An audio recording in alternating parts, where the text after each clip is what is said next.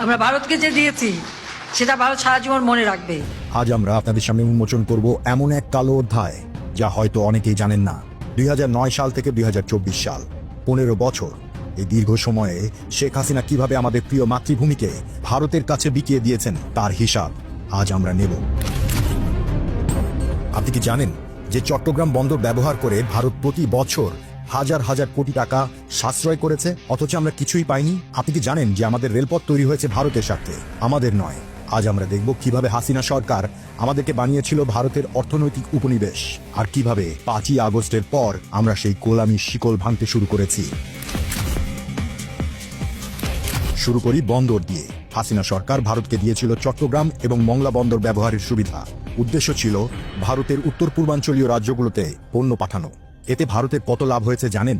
তাদের পরিবহন খরচ কমেছে 60%, সময় সাশ্রয় হয়েছে 70%, অর্থাৎ প্রতি বছর তারা সাশ্রয় করেছে হাজার হাজার কোটি টাকা।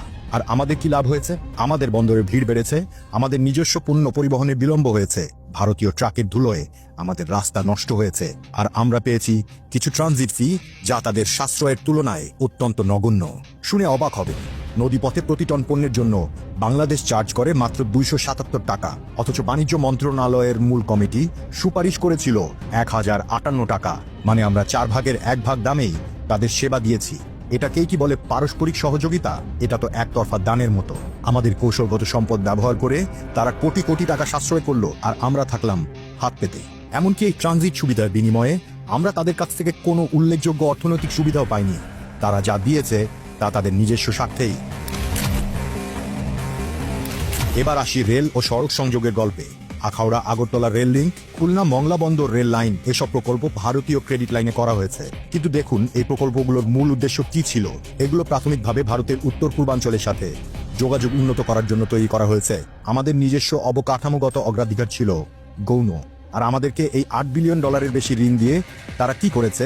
এই ঋণের শর্ত ছিল যে সব কাজ করতে হবে ভারতীয় ঠিকাদার দিয়ে, সব মালামাল কিনতে হবে ভারত থেকে। মানে তারা আমাদের ঋণ দিয়েছে তাদের নিজস্ব কোম্পানিগুলোকে কাজ দেবার জন্য। আমাদের স্থানীয় উদ্যোক্তারা, আমাদের শ্রমিকরা কোনো সুবিধাই পেল না। এমনকি ঋণের টাকাও ভারতেই থেকে গেল, কারণ এই টাকার বেশিরভাগ অংশই তাদের ঠিকাদার এবং শ্রমিকদের পেছনেই খরচ হয়েছে। এটা কোন ধরনের উন্নয়ন সহযোগিতা? এটা তো বাংলাদেশের নামে ভারতের অর্থনীতি শক্তি করার ফন্দি। আর এদিকে এখন আমাদের ঘাড়ে বিশাল ঋণের বোঝা। এই ঋণ শোধ করতে গিয়ে আমাদের ভবিষ্যৎ প্রজন্মকে কষ্ট করতে হবে। আর এসবের বিনিময়ে আমরা পেয়েছি মূলত ভারতের স্বার্থে কাজ করা এমন এক অবকাঠামো যা আমাদের নিজেদের কোনো কাজেই আসবে না। শেখ হাসিনা টিকে রাখার জন্য যা যা করার আমি ভারতবর্ষ সরকারকে সেটা অনুরোধ করি। এখানেই শেষ নয়। হাসিনা সরকার 2009 সাল থেকে 2024 সালের জুন পর্যন্ত নিয়েছে $44.38 বিলিয়ন বৈদেশিক ঋণ। এর মধ্যে $14.01 বিলিয়ন এসেছে চীন, রাশিয়া আর ভারত থেকে। জানেন কি, 2009 সালে আমাদের মোট বৈদেশিক ঋণের পরিমাণ ছিল মাত্র $23.5 বিলিয়ন, আর 2024 সালের জুন মাসে এসে তা দাঁড়িয়েছে $103.78 বিলিয়ন। মানে 15 বছরে ঋণ বেড়েছে 341%। মাথাপিছু বৈদেশিক ঋণ 2009 সালে ছিল মাত্র $150, আর এখন তা দাঁড়িয়েছে $604। মানে প্রতিটি বাংলাদেশি এখন বহন করছে 4 গুণ বেশি ঋণের বোঝা। এই ঋণের সুদ শোধ করতে গিয়ে আমাদের বৈদেশিক মুদ্রার রিজার্ভ প্রায় শূন্যের কোঠায়। 2023-24 অর্থ বছরে প্রথমবারের মতো আমাদের ঋণ সেবা খরচ $3 বিলিয়ন অতিক্রম করেছে। এবার আসি তিস্তা নদীর গল্পে। এটা আমাদের জন্য সবচেয়ে বেদনাদায়ক অধ্যায়। বছরের পর বছর ধরে আলোচনা, চুক্তি, প্রতিশ্রুতি, কিন্তু কোনো সমাধান নেই। উত্তরবঙ্গের কৃষকরা পানির জন্য হাহাকার করছেন। আমাদের কৃষি ও পানি নিরাপত্তার জন্য তিস্তার পানি অত্যন্ত গুরুত্বপূর্ণ। কিন্তু পশ্চিমবঙ্গের বিরোধিতার কারণে ভারত তিস্তা পানি বন্টন চুক্তি বাস্তবায়ন করেনি।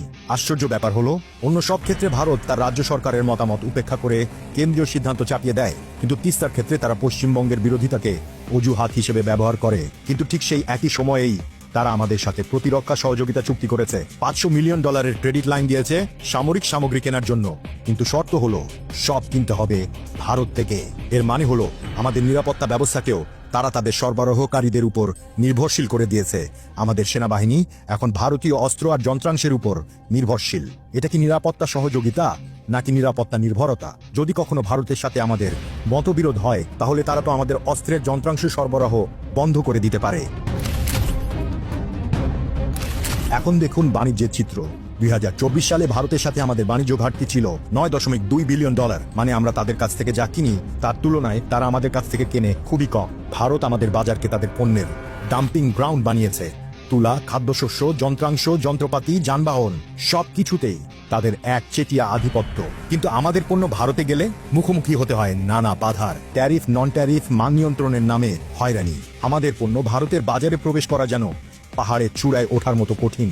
এমনকি সাফটা চুক্তি থাকা সত্ত্বেও আমাদের রফতানিকারকরা ভারতীয় বাজারে ঢুকতে পারে না, অথচ ভারতীয় পণ্য আমাদের বাজারে অনুপ্রবেশে কোনো বাধা নেই।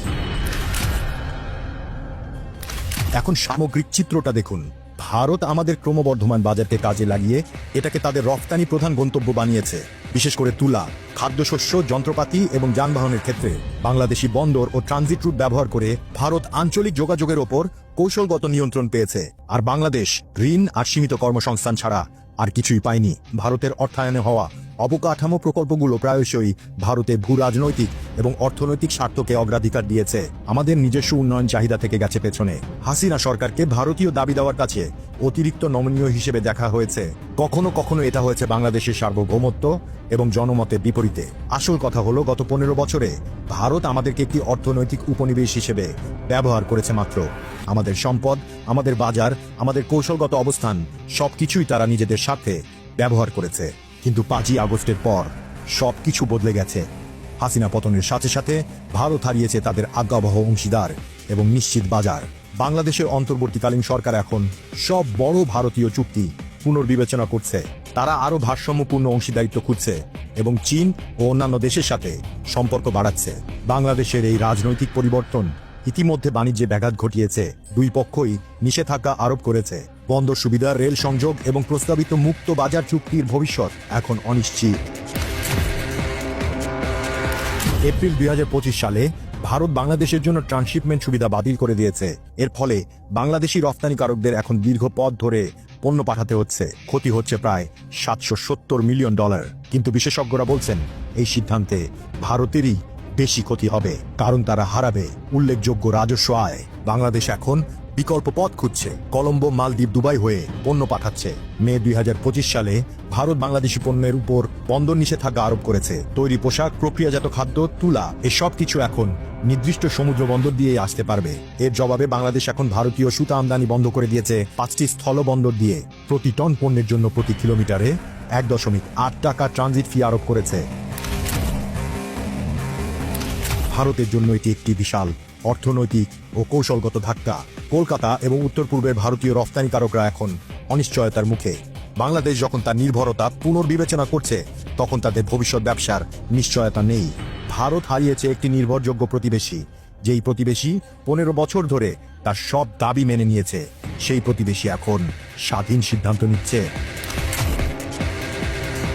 ভারতের প্রাইম মিনিস্টার সহ ভারতের সরকার, ভারতের জনগণ সকলকে আমার আন্তরিক ধন্যবাদ জানাচ্ছি।